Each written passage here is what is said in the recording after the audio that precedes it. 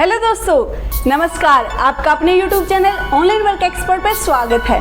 आज के इस वीडियो में मैं आप लोगों को बताऊंगी कि सक्षम योजना क्या होती है, कौन इसको अप्लाई कर सकता है, कितना इसमें भत्ता मिलता है, कितनी एज तक मिलता है, कितनी एज होनी चाहिए जब ये फॉर्म अप्लाई करना होता है। इन सब के बारे में आज की इस वीडियो में मैं आप लोगों को बताऊंगी, इसलिए वीडियो को बिना स्किप के लास्ट तक देखना। और अगर वीडियो अच्छी लगे तो प्लीज़ वीडियो को एक लाइक जरूर कर देना।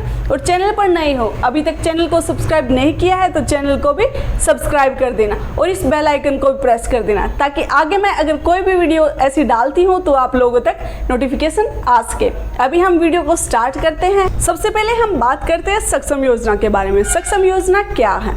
सक्षम योजना एक भत्ता है जो बेरोजगारों को सरकार द्वारा दिया जाता है। यह योजना हमारे जो माननीय प्रधानमंत्री हैं नरेंद्र मोदी, उन्होंने 2016 में इसको स्टार्ट किया था।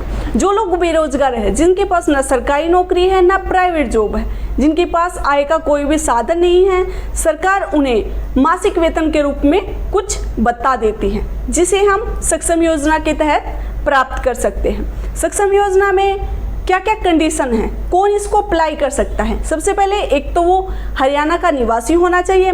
दूसरा, उनकी फैमिली आईडी में इनकम वेरीफाइड है जो वो 3 लाख से कम होनी चाहिए। ना वो सरकारी नौकरी करता हो, ना प्राइवेट जॉब करता हो, या फिर वो कोई बिजनेस ना करता हो, मतलब उनके पास आय का कोई साधन ना हो। ठीक है। और इसके लिए जो सक्षम योजना है, इसके लिए वो अप्लाई कर सकता है जिसका रोजगार कार्यालय में नाम दर्ज है। और रोजगार कार्यालय में आप खुद से ऑनलाइन या किसी CSC सेंटर या साइबर कैफे पे जाके अप्लाई करवा सकते हो। अभी हम बात करते हैं भत्ते की, कि इसमें किसको कितना भत्ता मिलता है। जो 12th के बेस पे फॉर्म फिल कर रहे हैं सक्षम का, उन्हें 900 रुपये मिलता है। जिन्होंने ग्रेजुएशन कर रखी है बट रेगुलर से 12th, रेगुलर से ग्रेजुएशन, रेगुलर से पोस्ट ग्रेजुएशन, ठीक है, रेगुलर से होनी चाहिए। अगर आपने 12th रेगुलर से कर रखी है बट ग्रेजुएशन है, जो ग्रेजुएशन डिस्टेंस से कर रखी है, तो आप 10th के बेस पे भरना। ग्रेजुएशन के बेस पे आपका सक्षम का फॉर्म नहीं भरा जाएगा। अगर 12th कर रखी है तो आपको 900 रुपये मिलेंगे, ग्रेजुएशन कर रखी है तो आपको 1500 रुपये मिलेंगे, पोस्ट ग्रेजुएशन कर रखी है तो आपको 3000 रुपये महीना मिलेंगे। अगर आपको सक्षम में काम मिलता है, सक्षम में काम मिलता है 36 मंथ, 3 मंथ करके मिल सकता है, वो कभी भी मिल सकता है। रेगुलर 36 मंथ आपको काम नहीं करना है और महीने में 100 घंटे काम करना है, उसके आपको 6000 रुपये अलग से मिलेंगे।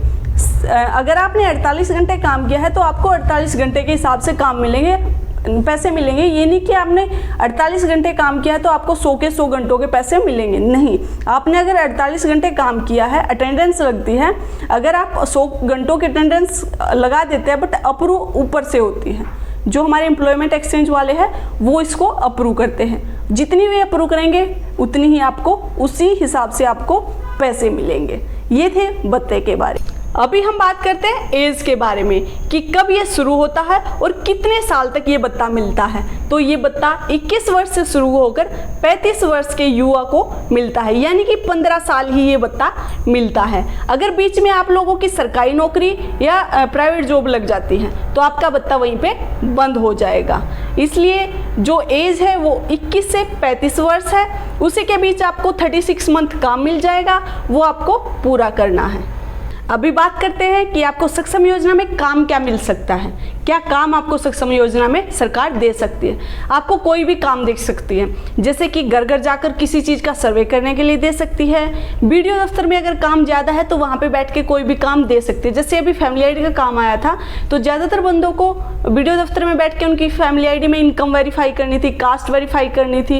इस तरह की अगर किसी को फैमिली आईडी में समस्या आ रही है, कोई दिक्कत आ रही है, तो इस तरह का काम दिया गया था सक्षम योजना को। आपको कमेटी में भी काम मिल सकता है, यानी कि जिस भी सरकारी दफ्तर में कोई काम ज़्यादा आया हुआ है वहीं पे आपको काम मिल सकता है। अगर ये आप काम नहीं करते हो तो आपको इससे निकाल दिया जाएगा। जो सक्षम योजना है 1 साल के लिए डिवाइड कर दिया जाएगा। उसमें ना तो आपको जो 900 रुपये, 1500 रुपये और जो भी 3000 रुपये है वो भत्ता भी आपको नहीं मिलेगा। 6000 तो मिलेंगे ही नहीं, ना ही वो मिलेगा।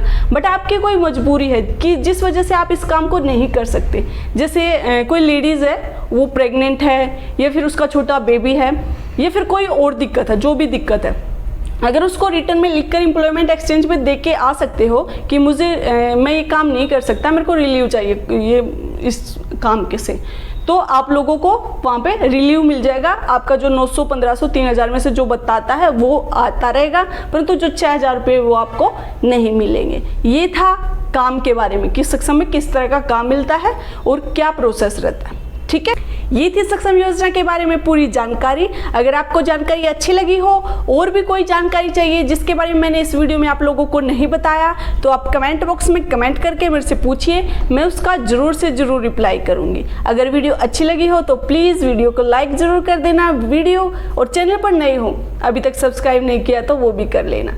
ओके, बाय बाय, मिलते हैं नेक्स्ट वीडियो में। तब तक के लिए जय हिंद, जय भारत।